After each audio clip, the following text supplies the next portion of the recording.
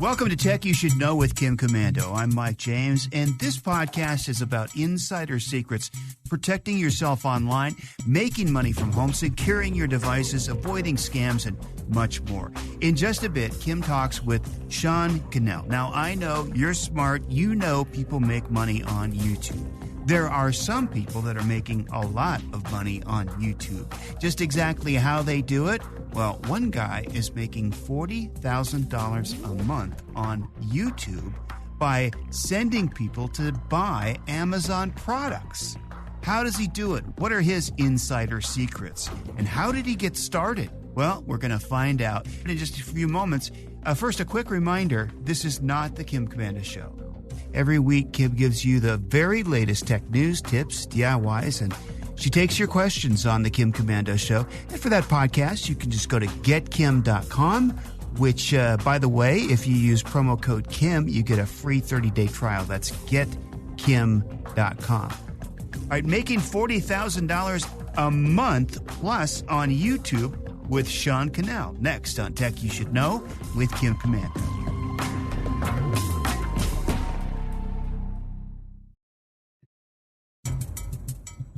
Do you ever wonder how people make money on YouTube? I mean, you always see the headlines. So-and-so made X amount of money on YouTube in their sleep. And you're like, oh, but I have a great idea. I could be a YouTube star too. Okay, what about making money selling stuff on Amazon? Because you see those ads all over. And gosh knows if you ever Google search how to make money, you're going to see all type of scams about it. And of course, you take commission off of those Amazon sales. Joining us here on the Kim Commando Show podcast is Sean Cannell. He combined both. And he's making an astounding $40,000 a month reviewing cameras and accessories on YouTube. He's got this wildly popular Think Media YouTube channel, and it's crazy. He has about 1.2 million subscribers. So, Sean, I know that you've been doing this for a while, and success by no means comes overnight. But my first question for you is, do you remember how much your first Amazon affiliate commission check looked like? I mean, how much was it? I do, Kim. It was back in 2010, and it was $2.12. Wow. Not even enough to go to Starbucks. Okay. That's right. So were you reviewing cameras and stuff at that point, or was it something different? Yeah, when I got started on YouTube, I started video back in 2003, just volunteering in the youth group of my local church. And that was before YouTube started. And so I started to kind of shoot videos, and they were terrible. Kim, I don't want you or your community to see them. I like to tell people your first videos, they're going to be your worst videos. You know what I mean? And it was now years later, though. 7 years later, I'd been making videos, and the first YouTube channel I ever started was for my church in 2007. Didn't know what to do, didn't know about titles or thumbnails or how to do it. There was a time limit. You had a 15-minute time limit on videos because even the platform itself was just getting started.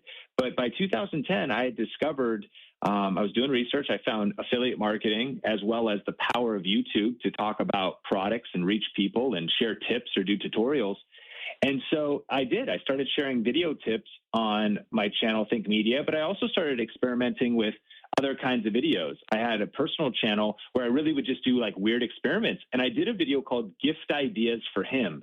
And what I did was I just gathered up stuff from around the house. I figured I'm a him, so someone shopping for, their husband or their brother or just any man in their life. YouTube's a search engine, so people type in like, what are some gift ideas for him? And I threw some headphones into a bin and some books and some just stuff that I had, and I talked about it on YouTube with, as you mentioned, those Amazon affiliate links in the description down below. And so in those early days, again, I did like reviews of will CBTL pods, coffee bean tea leaf pods, work in a Starbucks Verismo? And then they do. And look, you could buy these CBTL pods cheaper on Amazon than what it would cost you to buy the Starbucks pods. And it started super small. I was making videos for over a year before I made any money at all. And then $2.12 wasn't much. But as you mentioned, years later, we just continued to, learn the system, get better at the various skills, and it scaled to be a significant income. Well, but that says a lot to your success, because a lot of people would have gotten that $2 check and they'd say, oh, come on, I mean, this just isn't worth my time. But I will tell you, and I've been in the media business for over 20 years, that you are talented. I mean, it takes a certain person to come through a video, and you have that ability. And which it's a talent. It's something that you are born with, I think, but you can also develop it. And so you probably had a little bit of that going back, even though you told us, we should never look at that first video. I bet you that you had some type of resonance at that point. So now you have a company, right? I mean, it's not just you doing the reviews. How many employees do you have? Yeah, our core team is 12 people now, and we actually have multiple content. We teach online video. What are the best cameras, lighting, microphones, and how do you use these cameras for live streaming and video editing software and all the different elements of creating content. And so we have, out of that, there's about 6 of us that talk about cameras, teach on software, and we kind of have different characters. Like, I kind of think of it like characters in The Office or characters in like the Wu-Tang Clan. Like, each person's got their different style, their different way of communicating, and their specialty. We've got Omar, who specializes in photography. So there's certain lenses, certain cameras that are stronger in photography. We've got Heather, who is kind of your soccer mom. She's probably one of the most powerful because she's the most relatable. She doesn't, you start talking too much about the megapixels of a sensor and really technical details, and you've already lost her. So she really has been able to powerfully connect with people that just want something that's simple, easy to use. Show me the paint by numbers. There's the 4 Dummies books, Cooking for Dummies, Soccer for Dummies. That, I think, is kind of one of the reasons. And even originally starting Think Media, I think it's one of the reasons why we've succeeded, because I always was passionate to have empathy for the end user and avoid the pretentious.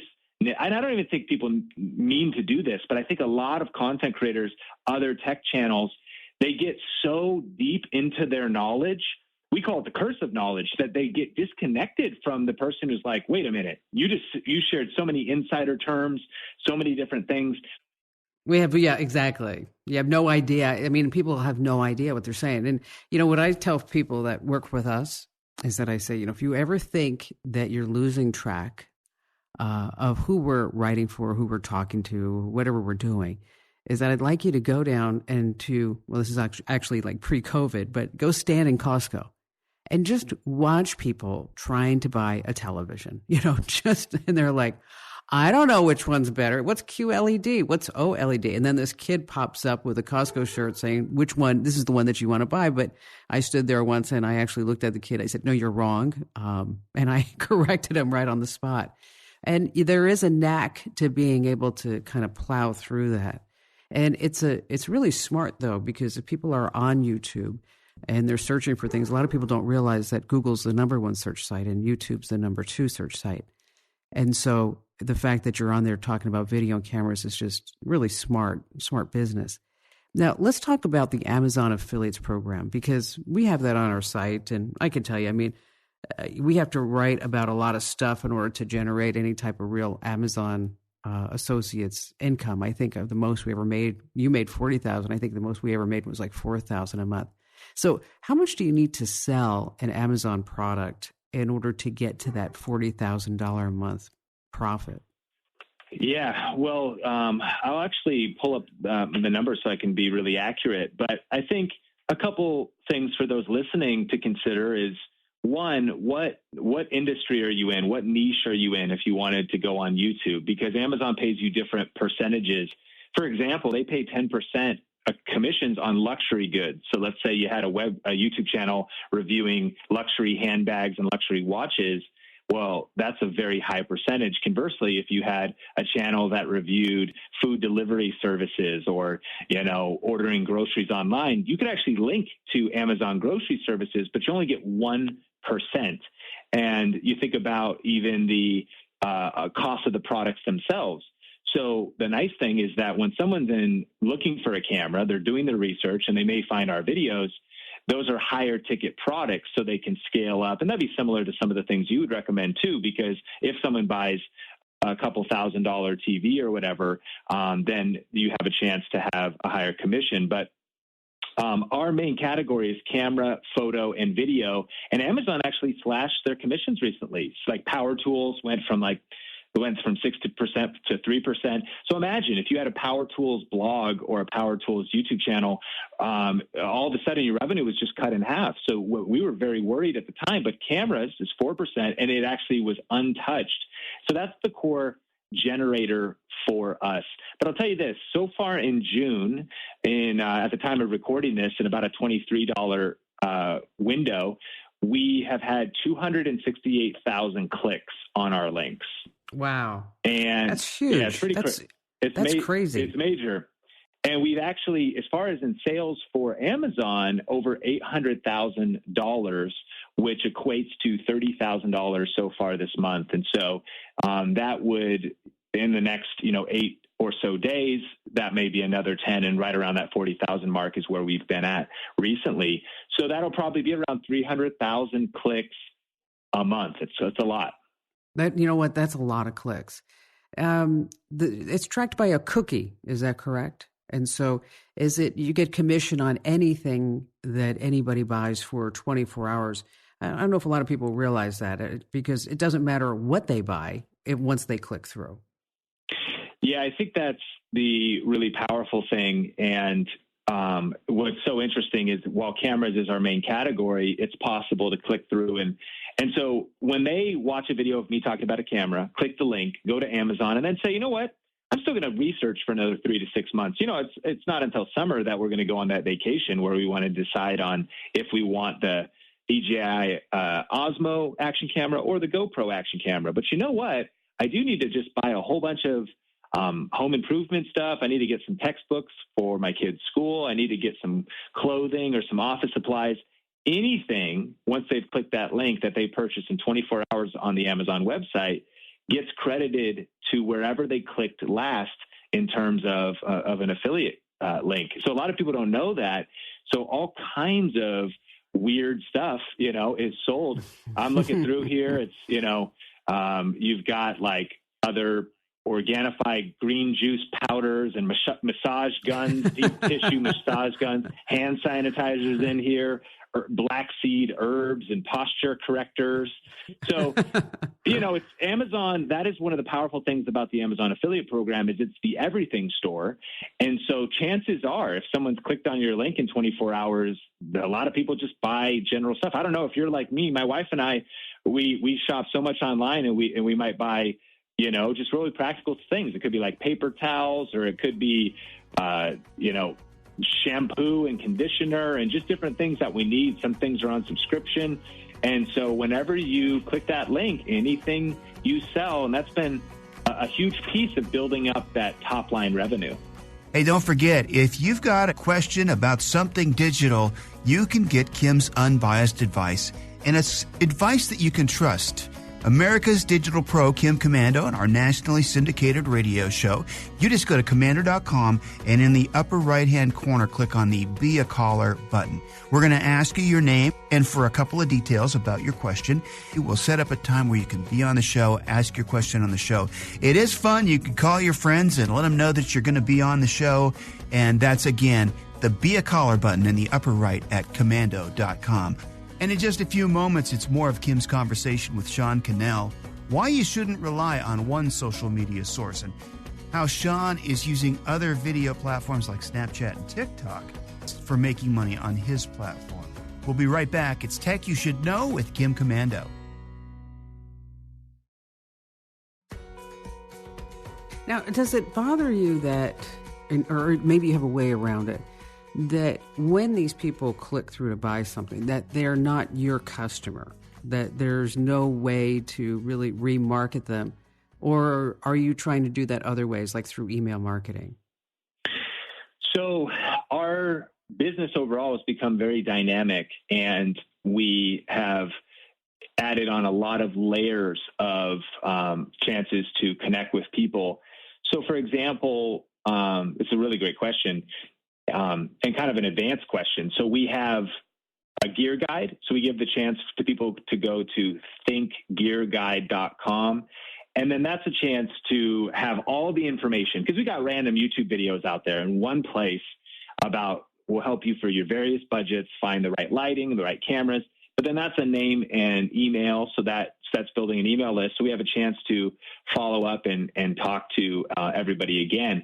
But even as you get deeper, YouTube digital advertising allows you to follow up with any kind of text, banner placement, or pre-roll video ad to any new subscribers within the last 6 months only. So that's actually interesting. It's not even in the history of your channel, but it's only in the last 6 months. But again, their touch point of being on your YouTube channel does give you an opportunity, if you have other products or programs, to follow up with. And then there are other ways of like whether it's trainings or checklists or things we've created, because the overall vision of Think Media is to help 10,000 people, really to help 10,000 purpose-driven people create a full-time living doing what they love while making a difference in the world with YouTube and online video. And so what we've learned is that, yes, that's the tool side, what cameras, what lighting, and then how do you use those cameras, but it's also really the strategy side. How do you brand and position yourself to stand out on YouTube? How do you master the platform? How do you kind of master online marketing, your messaging, your personal brand, your niche? And so the amount of kind of skill sets and things that I've learned over the past, over 10 years, and that our specialists and team know as well, actually it's quite a bit. I mean, it's a ton of different nuances of what it means to have a powerful brand and a profitable brand in 2020 and beyond. So we now have, we have an event called Grow with Video Live every year. It's a virtual event this year, and in light of the pandemic and everything that's going on, but it's typically in Las Vegas. And we've got other digital courses, and I've got a book called YouTube Secrets. So it's taken years to build all this stuff. But to your point, Kim, we have probably over 40 different revenue streams if you count individual affiliate programs, and a lot of different ways to market, connect, and we sort of do it all. And I've added those things on as one, I've stayed educated and kept sharpening as a leader to understand what is modern marketing and what are the skill sets and the platforms you need to be active on. And then also partnering with a strong team. So like Heather Torres is, I understand all the strategy and nuance and even copywriting and marketing of digital ads, but I've never built one. She's the master of YouTube ads and Facebook ads and whatnot. And so, we're basically, I don't know if we're doing it all, but I mean, I just think we're doing text message now. So we've got text message going, messenger bots, email. So there's a lot of different ways. And that's really important, is that anytime I talk to an entrepreneur, is that you want to have what we call non-traditional revenue, multiple sources, so that this way, if Amazon decides that they're going to cut that commission down, that you're not going to be sitting there holding the bag saying, now what? Because as you know, Sean, so many people built their businesses on Facebook, right? And so they tell everybody, go join them on Facebook, join me on Facebook. And then they built up this following on Facebook. And then Facebook came around and said, hey, well, we kind of changed the rules a little bit. If you really want your messages to get out there, you're going to have to pay us to boost the post. And I've heard from so many people that just totally failed at that particular moment. And Facebook, what do they say? They're just in it for the money. So when we start talking about videos for just a second, if I can pivot the conversation just a little bit, have you found great success on, say, for example, putting your videos on Instagram? Yeah. So I love what you said. I think diversification is key, especially in this industry, because any one platform is rented land. We call it, it's not land you own. You only own your own website. You only own your own email list or your own text message list. And therefore, we lean into those things. But we also want to diversify platforms. What happens, just like Facebook, if they kill organic reach from obliterate organic reach? I mean, at one point, we probably remember when 90% of your Facebook fan page likes would see your post, and now it might be 0.009%, just keeps being reduced. So Instagram's a platform we lean heavily in, and our favorite aspect of that, Kim, is IGTV, specifically because once IGTV allowed you to have a preview of the post in your main profile and integrate into your main profile, we found that IGTV is the most powerful video format there, even more so than 60-second video profile posts. And because you have much longer time limits, and you could even upload just widescreen videos. At first, they were so, it only was vertical content, but now you can upload a widescreen 16:9 video, and it allows you to flip the phone and watch it. It doesn't even have to be very hard to integrate your content right there on IGTV. So some people in our community will put their YouTube videos right up there, so they meet people right where they are on Instagram. Some will edit the content a little bit, change the call to actions at the beginning or the end. And in our case, we basically do snippets. We call it micro content. And so it's maybe one point of a video. For 2 minutes, we're explaining a couple settings, or for 2 minutes, we're ranting about a particular skill or trend or something that's happening. So, yeah, I think Instagram, I use Instagram stories every day, and that's kind of my daily vlog. And IGTV, probably we post about 3 or 4 of those a week. And then even Instagram Live. Instagram's a whole nother can of worms because it's the everything platform. It was pictures, but now it's live streaming, video, short form video, long form video, stories, as well as photos still. So it's a pretty crazy platform. My fear in investing too much in Instagram is because I got burned in Facebook. And I'll tell you, Sean, I was never the one who got on national radio and said, join me on Facebook. Because I always felt, this is my customer. I don't want to share my customer with Facebook. I fear they're already on Facebook. And so if they find me, they find me. And my concern right now is when I talk to the folks who handle our social media and stuff like that and digital marketing, is that if they did that once to Facebook, okay, now they own Instagram. It's just a matter of time before they come in and say, okay, here's where we're going to have to start monetizing and making money along these. But we also have these other video platforms like, TikTok and, of course, Snapchat. Are you seeing any traction there? I think that, it could be so easy. We call it kind of like shiny object syndrome. And I also do think there's first mover advantage, and TikTok is a lot of our students and a lot of people in our communities are getting remarkable results on TikTok. And when I say results, that's remarkable reach, mini viral videos. But you always got to ask, depending on what's your end goal. You got to start with the end in mind. Is it connected to some kind of a business result, or are you just having fun? And what's the intent of the user on the platform? So I think TikTok's really interesting. We, at some point, pick our battles, choose our lanes, audit our bandwidth, audit our energy, even with a team. We have not leaned into TikTok yet. I always feel the pull. I see what's happening there. We did Snapchat for quite a while, and then they did an algorithm flip a little bit. And it was right when Instagram stories were coming out, and we found that the mindset, the more professional, kind of just an older audience, both of those platforms skew very young. There is some potential business content on both of those. And you always, it depends on what your strategy or what your goals are. But at the end of the day, we're already a jack of a lot of trades. Hopefully we're mastering a lot of them, but we're not trying to necessarily add, we don't want to spread ourselves too thin too soon. And that's one way I've looked at it too, that sometimes to solve a problem in our business, the question is not how, but who. And if there's enough revenue and it's the right season, I think there's something about delegating. Like if it made sense, I would maybe hire somebody part-time to focus on repurposing content for TikTok, which is not even necessarily ideal because you want to be native and maybe talking directly to the camera and creating content straight for the platform. However, I have seen some people pull different snippets, and then when maybe like a younger TikTok-minded person knows how to put up little talk bubbles and take funny moments from maybe a live stream or something and really execute with TikTok best practices. But even going into all of that, for me, our business is doing well, and we feel incredibly blessed and are very empathetic to what's even happening in the world. But e-commerce order volume continues to double as people are more locked down and whatnot. So it was sort of like we feel like we've been learning to swim for the last 10 years, not realizing that the world was going to get flooded. And which is true. Completely. And so we feel grateful for what's happening, but a lot of it is, man, it's the ultimate temptation of a business owner and an entrepreneur is always to add on more. I heard one person say it this way: businesses most often don't die from starvation.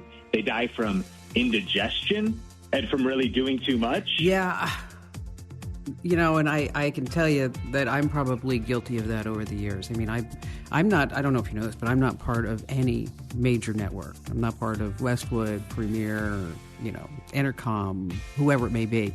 I actually started my network from scratch, and I have no debt and no investors. And because of that, it gives me great leeway. But I have a team now who understands that, and they'll say, I know that was a good 4:00 in the morning thought, but now that it's 9 a.m., it's probably not a good idea. And I'm like, okay, all right, that's really awesome. If you love the digital lifestyle and love keeping up with all the breaking tech news and security alerts and data breaches so you can tell your friends and family kind of what's going on and what to watch out for, we've got you covered with the Commando newsletters. They keep you right up to date, and you can get yours at commando.com, which is Komando. And on the top, click on the Get the Newsletter button, and it's a double opt-in. So we'll send you an email to make sure that you want the newsletters, and then you got them. We've got also specialty newsletters about Apple and Android, many, many others, including The Current, which is just what it says. It keeps you up to date on what's going on, and there is no advertising in The Current. It is read it just as you get it. And again, that's at commando.com, Komando.com. Try it out and see if you like it. We believe you will. It's at commando.com, Komando.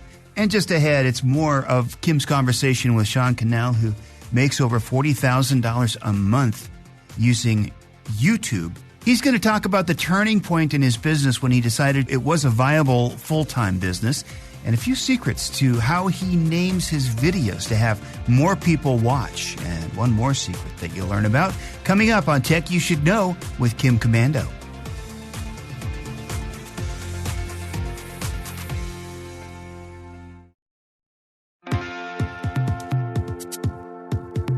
If we can get back to YouTube for just a second and Think Media and your company, at what point did you say to yourself, or you talked to your wife about it, and you said, you know what, I really think this is going to make it? Yeah, it's a great question and interesting story.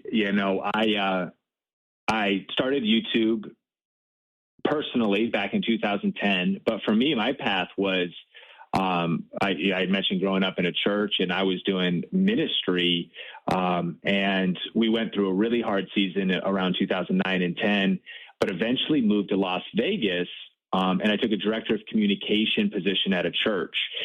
So YouTube, I always very passionate, have a lot of energy, and was so fascinated by YouTube. So I always would do stuff on the side, working on weekends and whenever I had time during summers or slow times. I'm a big proponent of working on your dream job while you have a day job, or I always am kind of a side hustle, even with a full-time job or being a full-time entrepreneur, I should say. I've got side hustles and projects or whatever. So saying that, in 2011, we moved to Las Vegas, and it was a great season for us. We were part of a larger mega church. So I was part of a broadcast ministry. So we were like buying TV time. We were just getting into social. So I was learning about email marketing. We did some Facebook ad stuff. We're doing the social media platforms. And my pastor at the time, boss, was an author. So I was working. I'm an author today, but I was working on his books and marketing his books. And that was sort of always a value of mine. I heard Ken Coleman, he wrote a book called The Proximity Principle. It was, I want to get around people I can learn from, as well as get in environments that can level me up and give me the chance to learn skills that I may use sometime in my future. And so for really 2000 to 10 to 15, I was doing all that kind of stuff. But eventually I transitioned and into freelancing full time. And the church was one of my clients, and I was still doing social media for them. And I started working for other authors, speakers, entrepreneurs. And I had 3 main clients, and they were paying me $2,000, $2,000, and $1,000 a month. And it was just my wife and I. We don't have any kids. We got a bun in the oven right now. Baby coming in September. But I had freelance clients. And Kim, if I'm honest, I was pretty comfortable. I was doing YouTube on the side. I was making $300 to $500 a month off of YouTube ads and affiliate marketing. Really cool, like side money, but definitely not enough to like pay the mortgage, pay for, life yet. And because we were making about $60K a year from these freelance clients, I was sort of at a place of just chipping away at everything, but pretty comfortable with, living as a couple. Las Vegas cost of living is pretty affordable, like pretty sweet setup. But October 2015, I'll never forget, week number one of the clients called me, "Hey, Sean, we got to let you go. We're transitioning. We're doing some things.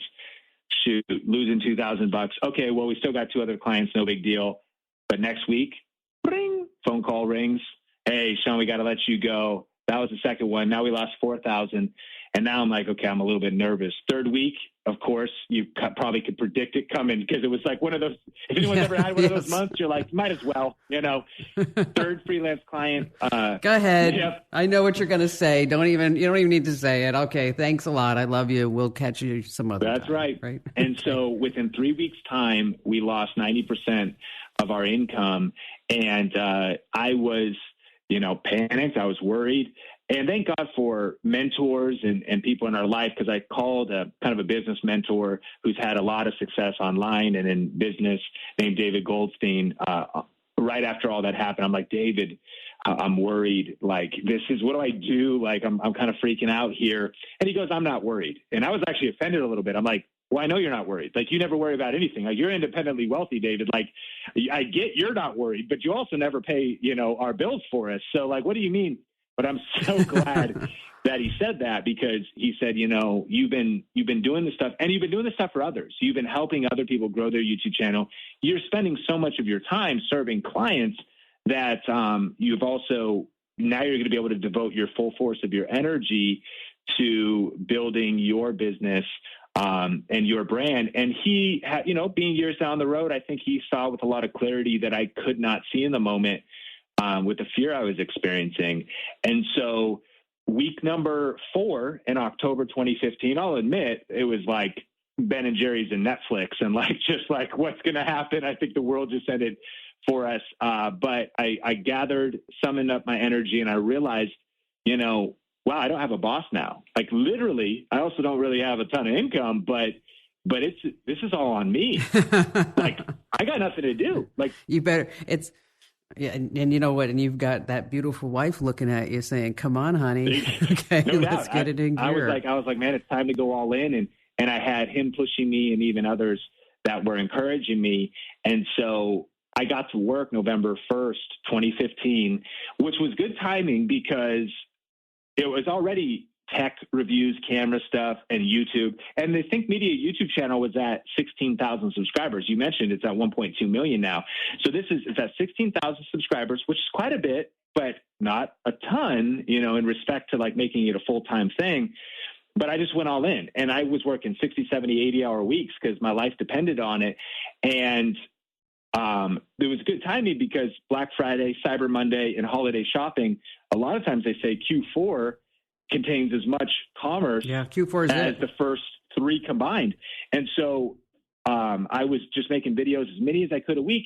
And again, sometimes people say, well, easy for you to do what you're doing today. You got people helping you. I'm like, no, I've been through every stage. I mean, when you're a YouTuber, YouTube content creator, I was like, I came up with the video ideas, shot the video ideas, took the SD card out, edited the videos, uploaded them, uploaded the thumbnail, filled out the description, released the video, shared it on social, repeated the process day after day. But by January 2016, Kim, the amount of money we earned on the Amazon affiliate program was $4,500. And the YouTube ads had now risen to around 500, 600, 700. So that $5,000 a month had been replaced in just 2 months. And Which is awesome. From there, Which is fabulous. it was just full forward, and it just continued to scale and build. And the reason I love YouTube the most is because it's the only platform where your content lives forever. So even though you're a solo creator, even though you're creating videos by yourself, the goal is, and not every video does this, but the goal is to create a video once that ranks in search. We call a ranked video a video that continues to show up in either search results or through YouTube's algorithms is being suggested by YouTube. So it's being viewed for weeks, months, and even years to come. So when I make a video like, what's the best camera for YouTube? I view that video as actually like an employee that you pay once, but that works for you for free for weeks, months, and years to come. So you're multiplying yourself if you're doing the process right. So that's where it builds up momentum. It's like a snowball effect because, it was $2, but then it was $200 to $300 a month pretty consistently, whether I was uploading new videos or not over the years. And then once that 4,000 hit, you have to feed some more videos in there, but when you're doing it right, it just continues to scale. And so that's kind of been the system that we built to today. And what's crazy is that Think Media grew to just 20,000 subscribers, which sounds like a big number, but we were basically making, a $60K a year income plus off a $20,000 YouTube channel, or 20,000 subscriber, I should say. And then again, it was now keep learning, keep sharpening the saw, learn new skills, diversify to your point, think about, keep sustaining the process, rest. And what's beautiful is any entrepreneur knows this, that a lot of times you do so much heavy lifting up front, and you want to talk about balance. I think that balance is a word that's kind of weird to throw around. I think that life's a little bit more about seasons, because there wasn't a ton of balance early on, but we were building for the future, building leverage, building systems, eventually building a team, saving money, being responsible, and getting ahead and put a lot of work into that up front. I mean, I think Dave Ramsey said it this way. He said, live today like no one else, so that later in life you can live and give like no one else. Dave's fantastic, and he does. Dave's got a lot of. I like him as a person, and I like him as an entrepreneur, and what he's done with his business is phenomenal. We have just a few moments left. Just a quick question on naming your titles. Do you have any secrets that people could use to get their videos to the top of the search results? Yeah, a couple really high power secrets are one is the versus strategy. I think that even, of course, you want to name your titles well. You want them to pop up, be provocative, create curiosity. But the versus strategy that's a style of video and title that can do exceptionally well to rank a video. Because people, if they're about to make a buying decision, they're wondering Blendtec blender versus the Ninja blender. They're wondering about the Canon M50 versus the Sony SV1, the new vlogging camera. They're even wondering in any kind of topic, capitalism versus socialism. They're wondering about, so versus gives you a clear idea that a lot of people search for, and it's a video format that people could jump on. Another one is whenever you're writing a title, here's what you want to research. Research how to write blog headlines. Research how to write newspaper headlines. Learn how to write really powerful headlines, because we've all probably read it. It seems since what's the point of a headline in a newspaper? To make you read the article. What's the point of the first sentence of the first paragraph? To make you read the second sentence and actually keep being interested. So really what you want your title to do is to create an open loop if possible, to create curiosity, to get people to click is the goal. So is it clickable? Is it kind of pull? Is there a pull to it that makes people want to click through? Is it clear? If you confuse, you lose in online marketing. So I think that a mistake people make is they go too broad, even in their video topics. And so, Kim, I might give you this tip for people, and it's the title is important, the thumbnail is important, but what doesn't get talked about enough is the topic itself. Yeah. When you talk about the right topic at the right time, it can really be really magical. Because it's kind of like if I was to, on my tech channel, do a comparison of like two different typewriters right now. There's not a lot of people searching for typewriters. And it's just not like the hottest topic right now. And it's not that you just have to cover trends, but there is something about talking, knowing, having a pulse in your industry, having a pulse of the zeitgeist of kind of what people are thinking about and what they're interested in. And so we've learned that actually you want to pick the right topic and then connect it to a powerful title. And then that thumbnail is pretty much equally as important as the title. Does that kind of create some interest, or is it clear? Is it compelling? Does it make people want to click? Those are a few tips that people can do when it comes to YouTube. And I'll admit, I mean, YouTube definitely, kind of like anything, you know this. You're like the media goddess, like you're a media maven, and so you understand that to be a YouTuber is all of these. You're the producer, you're the director, you're the videographer, you're the editor, and so there's a lot of skill sets. So I'd encourage people. There's so much opportunity on YouTube right now, but you kind of just got to commit to the journey, to jump in, to not be overly critical of yourself. You got to punch fear in the face, punch perfectionism in the face, and press record, and then just commit to getting 1% better with every upload. My first videos were terrible, but I just kept posting, and I kept learning new skills and just recording right off a webcam with low energy, and then learning, hey, maybe you should have a little bit of energy, and working as a communicator. It could seem overwhelming, but man, is it going to be easy? No. Is it going to be worth it? For sure, because we're living in an era where to have online influence and an online brand and to be established with online authority and to create, income streams and passive income streams can not only be life-changing, they can be critical to diversifying your business in light of a world that's pretty crazy right now. And so YouTube is a powerful platform, and I encourage people to lean in. Congratulations on your success, Sean. And the channel, everybody, it's Think Media. You really ought to check it out. I mean, if you're looking at least to start a business on YouTube and you're wondering how to create videos and you're wanting the right gear, I'm telling you, Sean, you've done a fabulous job. Congratulations on all your success. And I hope you keep us posted and you keep diversifying, and just let us know how we can help you any way. Kim, thank you so much. Appreciate you and everything that you're doing to help people with consumer tech. It's just amazing, and grateful to be able to connect today. Hey, once again, we want to thank you for listening to Tech You Should Know with Kim Komando. And we'll be back next week with more insider secrets to protect yourself online, make money from home, secure your devices, avoid scams, and much, much more. Don't forget to subscribe. Get these delivered to your device every time they're released. I'm Mike James. Thank you for listening, and we'll see you next time.